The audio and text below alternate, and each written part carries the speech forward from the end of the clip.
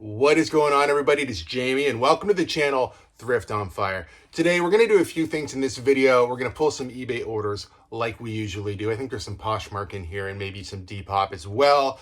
I also have a pretty good haul. I did a private pick. Again, this time we're spending $240 on a pretty decent haul where I think I'm going to make a good amount of money. So stick around if you want to see the haul. That'll probably be at the end of the video. Halfway through the video, we are going to retouch on my Bobblehead return. You know, I've talked about it on the Eh-To-Zed Reseller podcast a little bit. I said I would kind of follow it up on this channel. I kind of decided I really don't want to harp on this too much more because I've kind of went on and on and on about this return.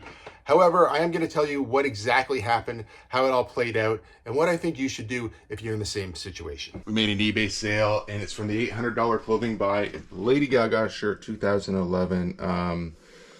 What tour is this from? Monster Ball, I guess. Cool shirt. Supposed to be in clothing one. We'll take a look.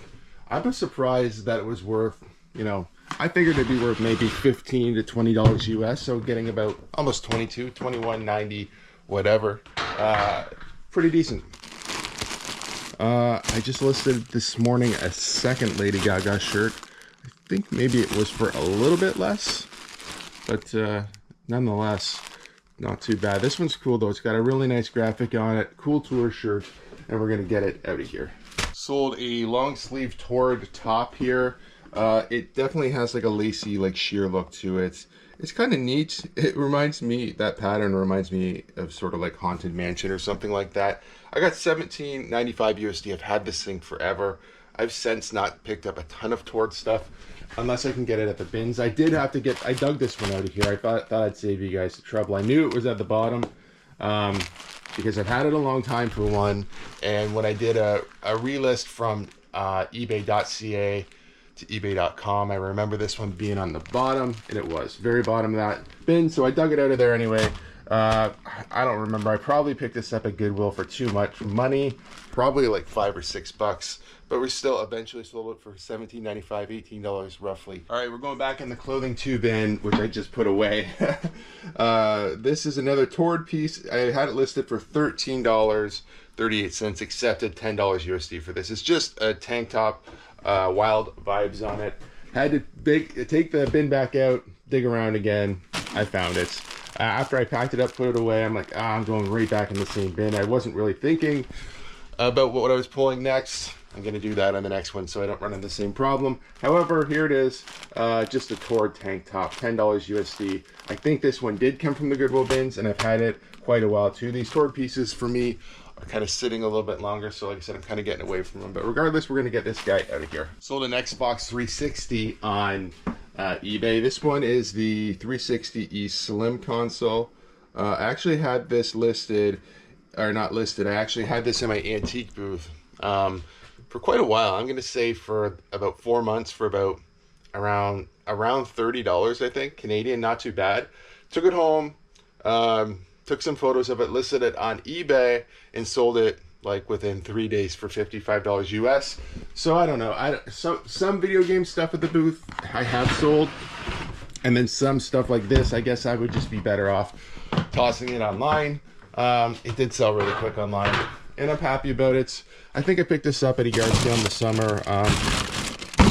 It is in the very bottom. I'm going to dig it out here. I will need two hands in a minute, but yeah. Sold that on eBay, $55. Buy cost, I don't remember exactly. Probably picked it at a yard sale with a bunch of things in a bundle. That would be my guess. I've had it for a while, like I said. Regardless, sold on eBay for $55 USD. Let's get it out of here. We sold another t-shirt from the $800 clothing buy. Okay, right here. Toronto Maple Leafs, Go Leaf Go, center check, Nike t-shirt. Had it listed for $24 USD. Accepted $20 flat plus shipping. This time we're going to the clothing one bin. I assume this should be close to the top as this was just listed, you know, a couple of days ago. Straight there. All these shirts here, you can see most of these ones are from that buy. But I've been mixing them around through different bins because my clothing bins are getting full again. But here it is, $20 USD, Toronto Maple Leaf center check. Retro, I'm going to say like Y2K-ish. Maple Leaf shirt going out the door. We took an offer on a Gordie Howe 8x10 on eBay. You can see this one has like a little bit of frame. It's different. There's a signature. There's a little frozen pond guy. And then in the back, it's got a different C of A. I listed this one higher, almost $70, $69.99. I went back and forth with somebody. And like I said, the other ones weren't listed this high. This one was just a little bit different, so I listed it higher. You know, I've pretty much been getting the same offers over and over. I finally did take one of them. $45 USD is what I took on this one. I just threw it in a drawer this morning. Maybe it's further down yet. Oh, it's one of these flat drawers. Yeah, it's right here. I think the other ones I got around 50 bucks for, so you know that's right around where it probably is worth anyway. But yeah, 45 bucks in this one. Did take a pretty aggressive offer, but still happy to get this one out the door. Moving on over to Depop, we sold this Transformers Revenge of the Fallen t-shirt, 2009. Okay, $14.95 USD we got for this one on Depop. It is in the bin. I had to dig around a little bit. I thought I had the wrong one. Did come from the $800 clothing buy. You know, there was all kinds of stuff in there. $100 items, $50 items, $20 items. You know, this one, $14.99 USD. Still not too bad. I thought I was going to throw some of these shirts in my booth, and then I decided to throw them online instead. Happy I did. Quick sale. Let's get this guy out of here. Moving on over to Poshmark.ca. $15 Canadian for this Billie Eilish shirt, okay? I picked this up at my local Goodwill for regular price, around $5 for $85.95. I forget what the t-shirt price is now. This was at the very bottom. I dug it out of there. I knew it was going to be down there deep because I've had this shirt for way too long. It's a cool shirt. When I picked it up, it looked like they sold for around $20 Canadian. I've never been able to get $20 out of this one, so eventually I took an offer of $15 to get it out the door. Not making very much on this at all, but still happy to get it out here. We made a sale from the attic buy, and it's not a video game. It's a vintage Disney hat, Epcot Center rope hat. I actually wanted to keep this and wear it, but it doesn't fit me or look good on me whatsoever, but it is an old, cool, vintage hat. I thought I was going to get about 50 bucks. And this is the best offer I've got so far, $40 USD. I could have held out and probably got the 50 bucks, but I'm going to give somebody the deal on this one. It is really nice, a really cool hat. And it's nice to get some Poshmark sales going too. So yeah, 40 bucks in this one. It came from the attic buy. Let's get it out of here. All right, let's talk about these bobblehead returns. If you haven't been following along, essentially over Christmas, I got a return it was just after Christmas. It said grandson did not want these. So they clearly got it for a Christmas gift because there was still wrapping paper when it got returned to me. The return was a little bit difficult because after going back and forth a little bit, the buyer did agree to return it to me for a refund, okay? They did just ship it in a loose box back to me and it got damaged. The other part of this story is that it went to my P.O. box in the U.S. and I had a courier at home. So there was a window there for me to get an extension for eBay so I didn't have to return it right away. It was supposed to take under 10 days. It took 11 days. So eBay just automatically refunded the person. I got a ding on my account because there was a case closed without, you know, seller stepping in or having anything to do with it. It was a full refund to the person who purchased it. And I got a damaged product back with a cracked case. I went through a couple different eBay appeal processes. They got turned down both times. The first time, I believe they basically wanted more information, and the second time they basically said, yeah, we can't really prove where this got damaged. You're gonna have to go through insurance. I waited a day to cool off. I did contact eBay a third and final time, you know, and basically said, listen, I called eBay on day number 9. I tried to do a partial refund if I could have on this myself, just so I could keep some money, keep the bobbleheads, not have to eat the entire loss. And it probably would have been about 30 to 40% that I could have kept and then refunded the difference. In this case, like I said, eBay refunded the entire difference. So what happened was, you know, they put it through a different appeal process. So they went through the back office. So essentially a board full of maybe, I don't know if it's like 5 or 10 people or whatever. They sit down and they look at certain cases. And this is one of those cases they looked at, and they right away decided, yeah, you know what, you're right. This shouldn't have went down this way. They did give me back a refund of, I think, $280 Canadian. If I can find the email, I'll throw it up on screen just so you can see what it says, okay? I'm pretty sure it's still just in my email, so that shouldn't be a problem. And then other than that, I waited a couple days and I'm like, oh no, I still have this defect on my account. So I went back and called eBay again and said, hey, like, I'm so happy that this sort of worked out. and, you know, I've got some money back for this. It isn't the way I'd like for it to happen, but now I have this defect on my account. And I kind of think it's unfair because, you know, if I would have got everything and everything would have played out right, I wouldn't have let this case close, and you guys know that, and that's why you gave me the partial refund back. And, you know, the guy I spoke to on the phone said, you know what, part of this refund was supposed to be removing that defect. And he said, give me about 15 minutes and I'll just go and do it. So did get the defect removed as well, which is almost more important than the money, because, you know, if you'll lose your top rated seller, you only get like 1 or 2 and that's it. And then it takes a while to get it back. So yeah, I don't know. I've had lots of people say, don't waste your time doing this. You know, you're never going to get your money back. I had people leave comments like that. I had people leave messages on my Instagram like that. And all I can really say is, for me, it wasn't a waste of time. If I was on the phone talking to eBay, you know, my blood pressure maybe got raised at times because I was aggravated, but I was usually doing some other kind of work or cleaning shoes. In one case, I remember talking to an agent who was very friendly and nice, and they had to keep putting me on hold. And I'm like, don't worry, I'm just cleaning shoes. I can keep myself occupied. So it's not really a waste of time for me. It's just being persistent, knowing that what happened was wrong and that policy should have covered me and it didn't. And the fact that at some point eBay just threw their hands up and said, you know what, go through insurance. Well, I didn't even ship this back to myself. They wanted me to go through my initial insurance. Well, my initial insurance got there and the person didn't like it. The insurance would not cover that. So at the end of the day, thank you very much, eBay. They did step up and do the right thing for me. It did take a lot of, you know, pulling of strings and talking to people to get it done. But, you know, if you're okay with just throwing away a couple $100, don't worry about it. If you want to fight for your money or fight for what's right, I guess, as far as the way things go down for policy or the way things go down in a difficult case, you do whatever is right for you. For me, I'm going to fight for those type of things, unless it's like a $10 or $15 item. And I'm just like, you know what?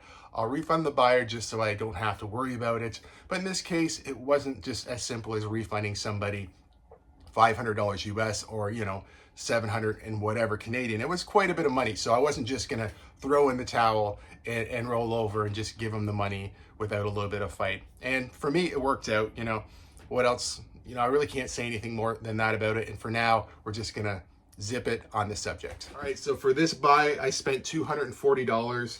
I'll show you everything, but I paid $80 Canadian just for these hats. Okay, I'm going to show you what's in here. 2 of them are very unique. So this is just Boston Bolton. There you go, starting off good. At Boston Celtics hat.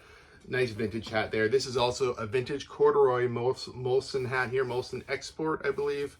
Very nice vintage hat. Okay, now these last 3, this is why I paid up, was for the last 3, okay? Chicago Bulls starter hat. I'm pretty sure this is a 90s hat, okay?